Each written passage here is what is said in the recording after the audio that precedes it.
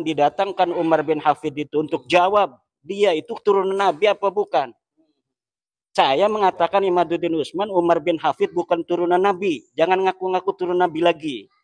Paspornya hijau, paspornya kayak paspor haji begitu. Nah, harusnya Rabita Alawiyah ini menjadi orang yang kesatria, lembaga kesatria yang siap untuk berdiskusi. Yang kalau perlu dari Yaman didatangkan Umar bin Hafid itu untuk jawab dia itu turunan Nabi apa bukan. Saya mengatakan Imaduddin Usman, Umar bin Hafid bukan turunan Nabi. Jangan ngaku-ngaku turun Nabi lagi. Sekarang bisa nggak Umar bin Hafid jawab dia bahwa dia turunan apa bukan turunan Nabi dan ingin mensahihkan nasabnya?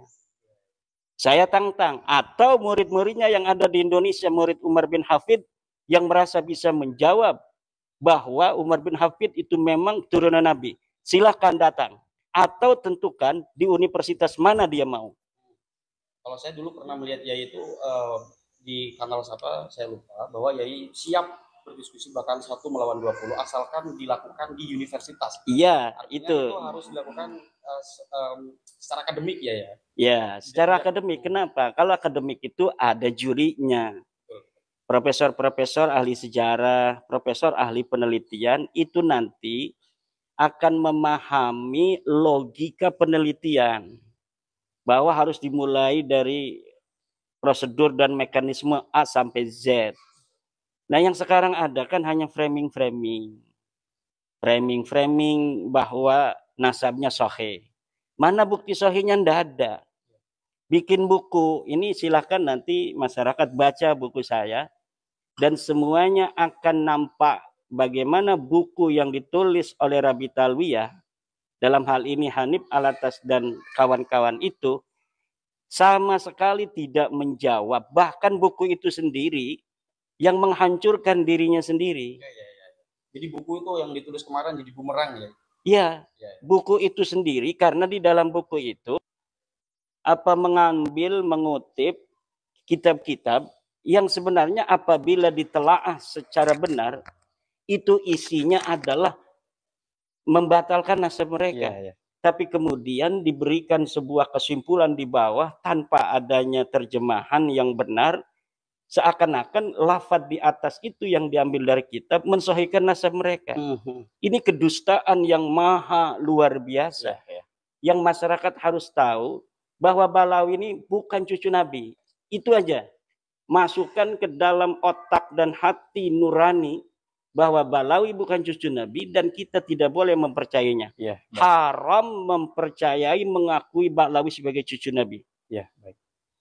Kalau haram, dosa itu. Kalau gini Kiai, Ba'alwi bukan, Yai ini sebagai peneliti dan penggugat bahwa Ba'alwi bukan keturunan Rasul. Ada tidak Yai merasa memaksa orang untuk mempercayai Yai sebagai peneliti? Ada dong. Ada ya? Harus dikatakan bahwa mereka bukan cucu Rasul?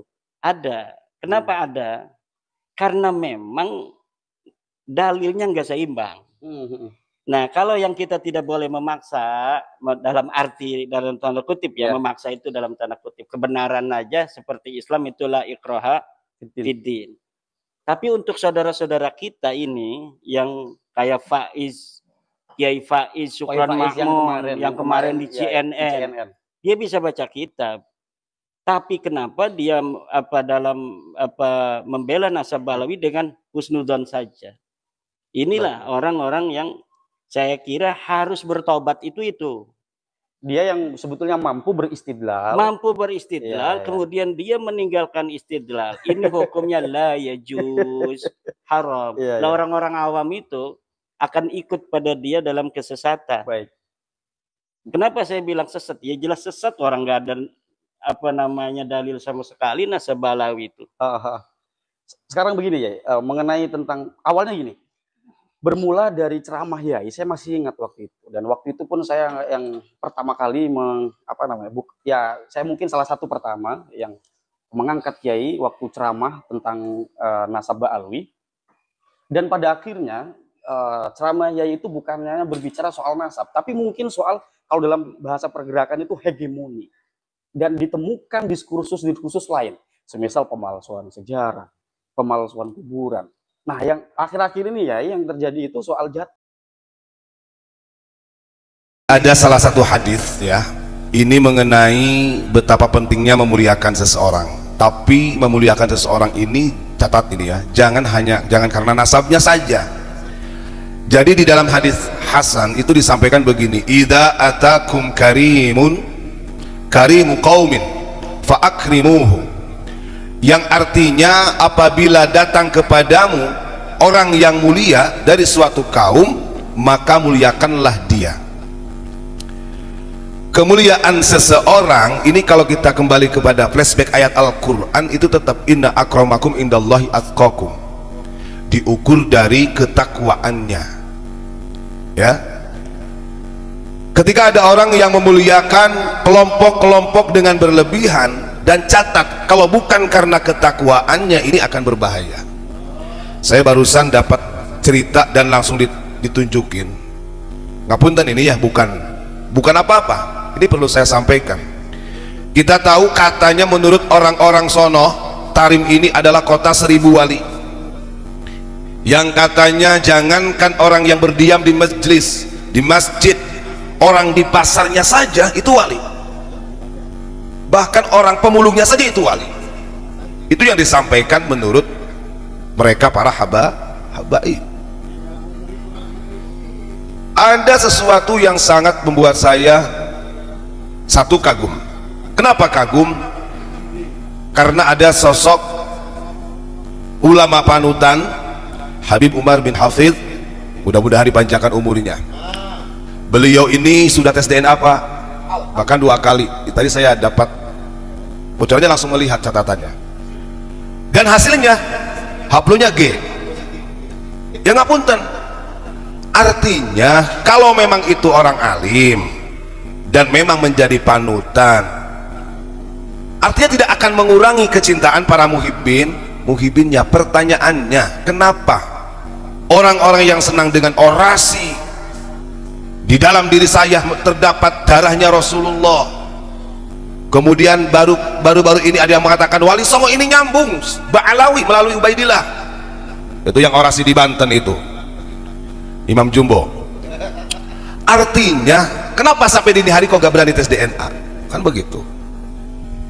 Sekarang menyambung-nyambungkan Wali Songo ke Habib. Sedangkan tempo kemarin-kemarin kok mengatakan Wali Songo wali setan. Betul, nah itu. Ayo, betul. Mau disuwek cangkeme. Jadi ya alhamdulillah, kita patut memberikan apresiasi ketika ada dari klan Ba'alawi yang berani tes DNA. Jadi nggak apa-apa Pak sebenarnya. Dan itu diumumkan secara terbuka. Bahkan saya dapat informasi, bahkan sudah ada yang tes DNA Pak. Orangnya ada di sini cerita. Dari Robito Alawiyah itu, bahkan ketuanya itu sudah tes DNA. Cuma tidak berani mempublik. Wallahu a'lam bishawab ya, saya nggak ngerti. Dengerin, bagi orang yang punya umat, kadang-kadang kan dulu menghina Gus Dur, Gus Dur, umat tuh mana? Nah gitu ngomongnya. Jangankan 1 Gus Dur, 1000 Gus Dur, 1.000.000 Gus Dur saya akan lawan kalau Gus Dur tidak taubat. Waduh, masya Allah. Nah, ini kan orang-orang seperti ini, masya Allah, kita mudah-mudahan doakan disadarkan oleh Allah. Jadi yang nyuruh tes DNA ya Habib Rizie, beliau Pak, coba lihat, ini jejak digital. Kemudian sekarang fatwanya beda, mengharamkan. Nah ini kayak gini, itu namanya gak objektif. Tapi saya dapat jawabannya, alhamdulillah, dari majelis yang ada di Tarim, yang menjadi panutannya sudah tes DNA, walaupun hasilnya mungkin sedikit sebagian muhibin tidak begitu senang, ya gak apa-apa. Salah siapa dia mencintai karena nasabnya? Itu cintai orang itu fa'akrimu litaqwahu, cintai seseorang itu karena ketakwaannya, karena kealimannya, karena akhlakul karimahnya. Innama bu'itsu liutammima makarimal akhlaq, itu hadis Nabi. Tidak innama bu'itsu liutammima makarimal ansab, kan enggak begitu.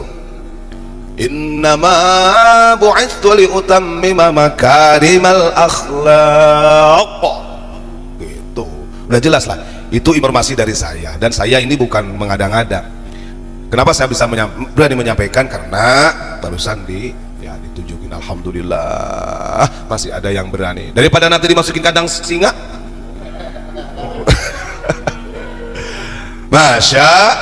Allah. Nah itu perlu kita apresiasi siapapun itu, karena yakin dari mereka juga tetap ada yang baik, ada dari mereka yang ingin bersinergi dengan pribumi yang betul-betul ada. Tapi yang sayangnya nih oknum-oknumnya, Masya Allah. Saya dapat informasi dari salah satu, dulunya dia katanya dulunya muhibbin, tapi sekarang tidak. Dia cerita gini ke saya, dengan kejadian yang ramai sekarang ini sebenarnya Allah ini lagi menunjukkan dari dua sisi. Siapa sih orang yang betul-betul punya predikat kekasih Allah, atau justru mereka itu hanya berkamuflase dengan nama-nama wali Allah. Nah saya tanya, loh Gus, kok jenengan matur ngoten, apa alasannya? Begini Tat, katanya, kalau ciri-cirinya wali, kata, ciri-ciri orang yang dekat dengan Allah itu mau salah dan gak salah itu pasti legowo dan berani minta maaf. Tapi kemudian ada orang yang di framing sedemikian rupa oleh muhibbinnya, disampaikan martabat walinya sampai macam-macam, tapi untuk mengakui kesalahan yang sudah jelas saja itu salah, gak legowo, gak berani minta maaf, berarti ini gugur dari kewaliannya. Itu sampai ada ngomong kayak gitu, Gus. Dan itu yang menyampaikan bukan saya. Ingat ya, jadi apapun itu hasilnya dari tes DNA yang dilakukan oleh mereka para habaib, diterima, jangan muring. Salah sopo nakobah atau nakib yang ada di seluruh dunia itu untuk memverifikasi data, Pak. Bahkan saya ditunjukin syahadahnya itu dari nakobah Al-Hashimi, itu Al-Idris Al-Hashimi ini. Jadi setelah dia memverifikasi datanya itu memang harus ada tes DNA, Pak. Dan itu berlaku di nakobah-nakobah yang lain. Saya sampai ditunjukin, oh begini ya bentuknya, dari nakobah Yordania seperti ini, dari Irak seperti ini, dari Turki seperti ini, kan gitu. Ya gak ngerti kalau dari Robi Talawiyah, gak ngerti kalau saya gak paham itu ya, karena ini yang bicara itu adalah orang yang memang dia punya sertifikat, Pak, punya syahadah dan diakui oleh nakobah seluruh dunia. Terus masa saya harus berbohong, masa harus saya tunjukin oh mereka ini walaupun istilahnya penasaran ya. Serius, Pak, cuman saya ini kan tidak sembarang tidak mudah untuk bersumpah serapah kayak mereka, dikit-dikit demi Allah, dikit-dikit bawa nama Allah. Tidak, kalau kita mah dengan adanya, lihat muka saya, muka serius nih, insya Allah tidak ada kebohongan, karena saya sudah musyahadah emangnya melihat gaib doang, digini, nah ini Tat katanya syahadahnya, oh seperti ini, dan benar-benar terverifikasi, Pak, valid. Maka ketika ada orang yang kemudian dawir, gak boleh untuk mengukur, memverifikasi nasab itu dengan tes DNA. Ya gak mungkin ada ceritanya Zainab Al-Kadzabah atau Pak kalau begitu. Zainab Al-Kadzabah kenapa? Karena dulu belum ada tes DNA, ya akhirnya masukin ke nasi, untung gak diterkam. Karena dia, artinya gini, yang logis saja gitu kan. Ini cerita ya, saya tidak karena ya barusan gitu, alhamdulillah semenit, 2 menit, 5 menit, 10 menit saya dapat cerita yang Masya Allah, kalau bagi saya ini adalah jawaban. Dan dia mengatakan begini, menurut dari nakib-nakib ini mengatakan begini, ketika di tes DNA andai kata dari marga apa gitu, satu orang saja hasilnya kemudian dipublish, andai kata hasilnya G gitu, itu sudah mewakili keseluruhan tanpa harus satu persatu di tes DNA. Artinya yang di lingkaran marga tersebut sudah pasti gitu, secara genetika begitu ya. Kita kan bukan ahli genetika. Yaitu tadi saya hanya menghimbau kepada para hadirin, para muhibbin kita untuk memuliakan seseorang ini ya, harus betul-betul dinilai dari kealimannya, ketakwaannya, bukan karena kemudian oh saya akan melihat kealimannya, bohong, nyatanya masih rasis. Artinya begini, ketika orang ini tidak rasis, ketika ada yang mengkritik bahwa itu salah, dia tidak akan muring-muring, paling mencari mengkantar dengan keilmuan gitu, bukan kemudian wah ini pembegal nasab. Logikanya begini, kalau pembegal nasab mungkin saya sudah ngaku cucunya Nabi dari dulu. Uang kita nggak ada kepentingan. Yang jelas, yang hak harus dikatakan hak, yang batil harus dikatakan batil. Tasbih subhan